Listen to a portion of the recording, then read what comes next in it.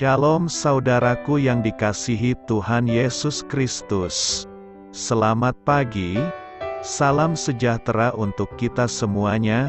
Selamat datang kembali di Renungan Rohani pagi hari ini. Semoga saudara yang terkasih dalam keadaan sehat selalu. Kiranya damai dan sukacita Roh Kudus melimpah di dalam hati dan pikiran saudara saat ini. Sebelum kita mulai renungan pagi ini, marilah kita bersama-sama berdoa. Tuhan Yesus, terima kasih sudah membangunkanku pagi hari ini. Terima kasih atas penyertaan dan perlindungan Tuhan. Semua karena karunia Tuhan aku dapat bangun dengan pagi hari ini.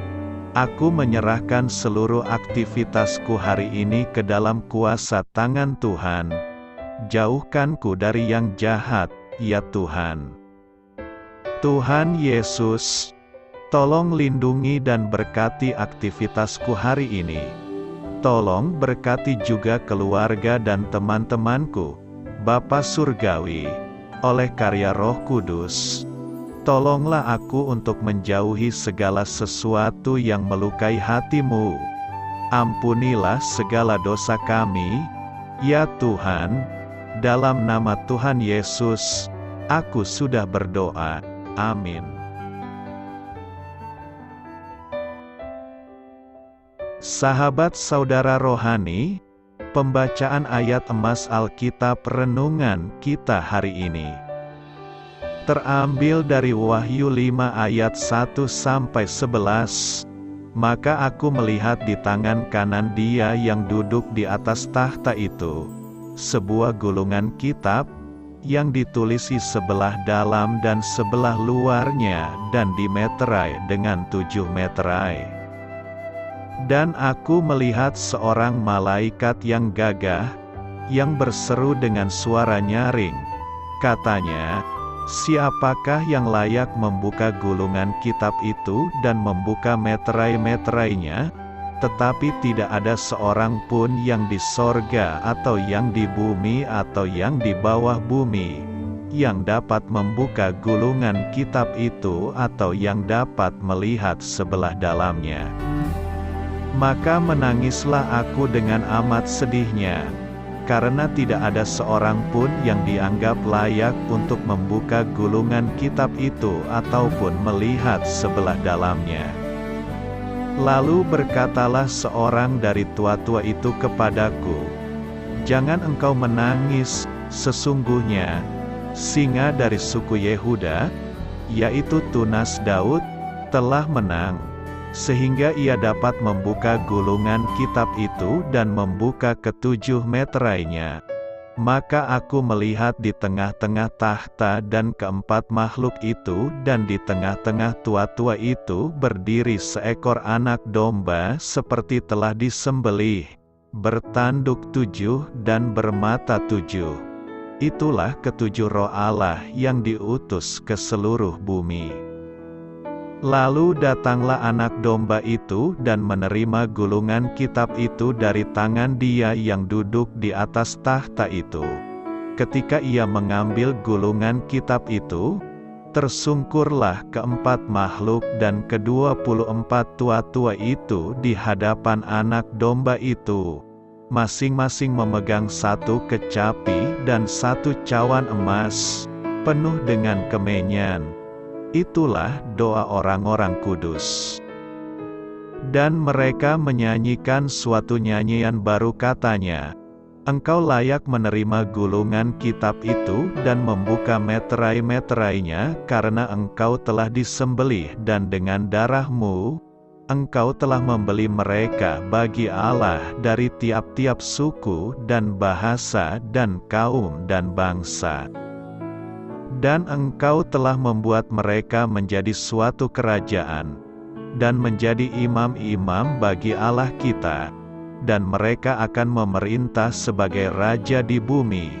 Maka aku melihat dan mendengar suara banyak malaikat sekeliling tahta, makhluk-makhluk dan tua-tua itu, dan jumlah mereka berlaksa-laksa dan beribu-ribu laksa. Wahyu 5 ayat 1-11. Inti dari ayat emas renungan kita adalah Dia yang duduk di atas tahta itu, ketika ia mengambil gulungan kitab itu, tersungkurlah keempat makhluk dan ke-24 tua-tua itu di hadapan anak domba itu, masing-masing memegang satu kecapi dan satu cawan emas, penuh dengan kemenyan. Itulah doa orang-orang kudus. Mari kita mulai renungan pagi kita. Judul renungan kita hari ini adalah Ketika Seluruh Dunia Bernyanyi, ditulis oleh Mark Dehan. Sebuah lagu iklan televisi dari era 1970-an pernah mengilhami generasi masa itu. Lagu tersebut awalnya diciptakan untuk mengisi kampanye bertema The Real Thing oleh Coca-Cola. Tetapi band asal Inggris, The New Shakers, akhirnya merilisnya sebagai lagu utuh yang kemudian populer dan menduduki puncak peringkat musik dunia. Namun, banyak orang tidak melupakan versi aslinya dari iklan televisi, yang menampilkan anak-anak muda bernyanyi dari puncak bukit di luar kota Roma. Meski cukup ganjil dengan lirik tentang lebah madu dan pohon buah-buahan, kita dapat ikut merasakan keinginan penulis lagunya untuk mengajarkan dunia bernyanyi dengan hati dan harmoni penuh cinta. Rasul Yohanes memberikan gambaran yang mirip, tetapi jauh lebih besar dari impian yang ideal itu. Ia membayangkan sebuah lagu yang dinyanyikan oleh semua makhluk yang di sorga dan yang di bumi dan yang di bawah bumi dan yang di laut dan semua yang ada di dalamnya, tertulis di kitab Wahyu 5 ayat 13. Tidak ada yang ganjil dari lagu itu. Betapa realistisnya harga yang dibayar oleh pribadi yang dipuji lewat lagu tersebut. Betapa mengerikannya bayangan perang, kematian, dan konsekuensi dosa yang harus ditaklukkan lewat pengorbanan kasihnya. Namun, itulah yang harus dilalui anak domba Allah untuk menanggung dosa kita dan menaklukkan maut, mengatasi ketakutan kita terhadap kematian, dan mengajar seluruh isi surga dan bumi untuk bernyanyi dalam harmoni yang sempurna. Dari ayat renungan kita yang tertulis, mereka menyanyikan suatu nyanyian baru, katanya, dengan darahmu engkau telah membeli mereka bagi Allah dari tiap-tiap suku dan bahasa dan kaum dan bangsa. Dari ayat itu kita dapat melihat pujian bagi Tuhan adalah cara menggambarkan kemegahan Tuhan dengan sukacita. Pengorbanan Tuhan yang digambarkan melalui lagu pujian adalah cara yang indah untuk diberitakan. Kenapa tidak dengan pidato atau dakwah? Musik pujian akan dikenang dan dinyanyikan sepanjang masa dan akan diberitakan dengan cara yang indah dan mudah diterima. Amin. Marilah kita renungkan di dalam hati kita. Apa yang mendorong Anda untuk bernyanyi?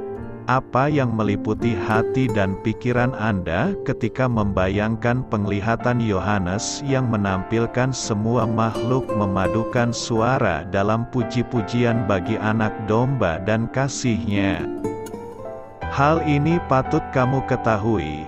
Pusat perhatian dalam Wahyu 5 adalah seekor anak domba yang kelihatannya telah disembelih, tetapi masih hidup, dan disembah oleh semua makhluk. Umat Allah telah lama menanti-nantikan Mesias yang dinubuatkan, singa dari suku Yehuda untuk membebaskan mereka dengan penuh kuasa.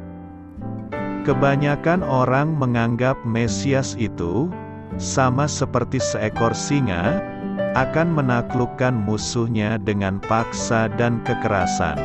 Sebaliknya, Mesias, singa dari suku Yehuda, hadir sebagai anak domba yang lemah lembut, yang rela menyerahkan segala sesuatu, bahkan nyawanya sendiri, bagi keselamatan orang lain. Hanya anak domba itulah yang didapati layak untuk menegakkan keadilan Allah dan menggenapkan sejarah kepada tujuannya yang telah lama dinantikan. Amin.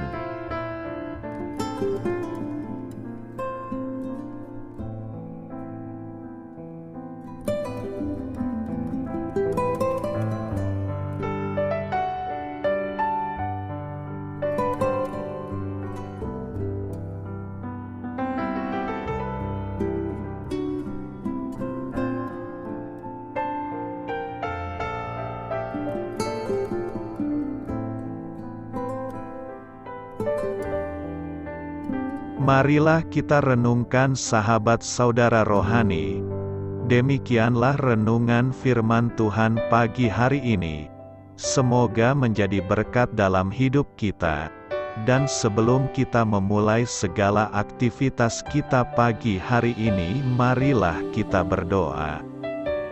Selamat pagi Bapa, malam hari telah berganti pagi. Kehidupan baru telah Engkau berikan kembali bagi kami.